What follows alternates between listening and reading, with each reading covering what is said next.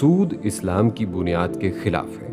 ہمارا دین جن کچھ بنیادوں پر کھڑا ہے، اس میں سے ایک انسانی ہمدردی اور مدد کا اصول ہے۔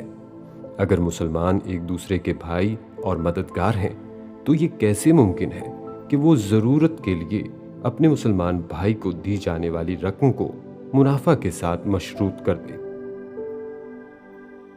ہمارا دین اللہ تعالیٰ کی برتری کے علاوہ دنیا میں کسی اور سے ویسی عقیدت اور پرستش کے خلاف ہے۔ روپیہ صرف دنیاوی زندگی کو چلانے کا ذریعہ ہے۔ اس روپے کو ہم اگر اپنا مقصد حیات بنا کر سرمایہ داری کے اصول اپنا لیں گے تو ہم اس انسان کو اشرف المخلوقات کے درجے سے ہٹا کر دولت کو اس مرتبے پر فائز کر دیں گے۔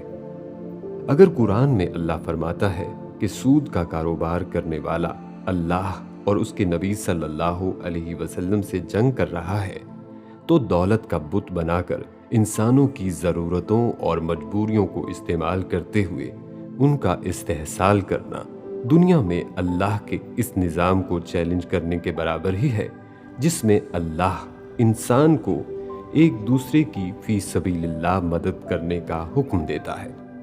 اگر اللہ کو ایک ماننے والا اور نبی کریم صلی اللہ علیہ وسلم کو آخری پیغمبر ماننے والا بھی صرف خدا خوفی اور خدا ترسی کے لیے ایک دوسرے مسلمان کو منافع لیے بغیر کچھ دینے پر تیار نہیں، تو مسلمان اور کافر میں فرق کیا ہے؟